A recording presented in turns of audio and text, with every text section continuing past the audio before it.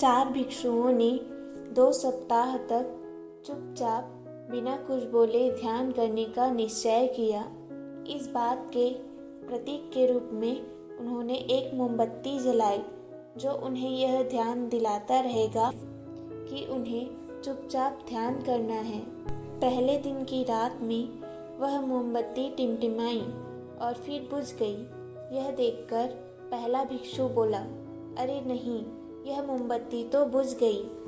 उसकी यह बात सुनकर दूसरा भिक्षु बोला, हमें बात नहीं करना चाहिए, हमने मौन रहने का निश्चय किया है। फिर यह सुनकर तीसरा भिक्षु बोला, तुम दोनों बात क्यों कर रहे हो, हमें तो मौन रहना है। उन तीनों की बात सुनकर चौथा भिक्षु हंसा और बोला, हा हा हा, मैं अकेला ही वह हूँ जो नहीं बोला। दोस्तों, उन सभी के बोलने के अलग अलग कारण थे, लेकिन चारों भिक्षुओं ने ही बिना कुछ सोचे अपने विचार रख दिए। उनमें से किसी ने भी इस स्थिति को सुधारने का प्रयास भी नहीं किया। उसी आश्रम में उन चारों के अलावा एक बूढ़ा बुद्धिमान भिक्षु भी था। वह बिना कुछ बोले और उनकी बातों पर ध्यान दिए बिना ही चुपचाप ध्यान करता रहा। इस तरह से उस बूढ़े बुद्धिमान भिक्षु ने उन चारों को बिना कुछ बोले ही उनके गलती का एहसास करा दिया, जो कि वह चारों बोलकर भी नहीं कर पाए। बिना सोचे समझे और ज़रूरत से ज़्यादा बोलने पर हमें लोगों के सामने खुद ही शर्मिंदा होना पड़ता है।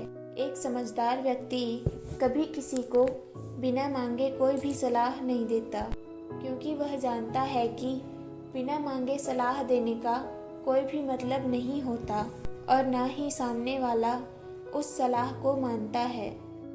लेकिन आजकल लोगों ने हमें अपनी समस्या बताई नहीं कि हम उन्हें समाधान देना शुरू कर देते हैं, जबकि अधिक से अधिक बार हमारे साथ यह होता है कि जब भी कोई व्यक्ति हमें अपनी समस्याओं को बता रहा होता है, तब वह यह नहीं चाहता कि हम उसे कोई सुझाव दें, बल्कि वह यह चाहता है कि हम उसकी बातों को सुनें, ताकि उससे उन्हें कुछ समय के लिए शांति मिल सके। क्योंकि जो सलाह हम उन्हें देंगे वह उनको भी पता है, क्योंकि हर इंसान को यह पता होता है कि सही क्या है और गलत क्या है।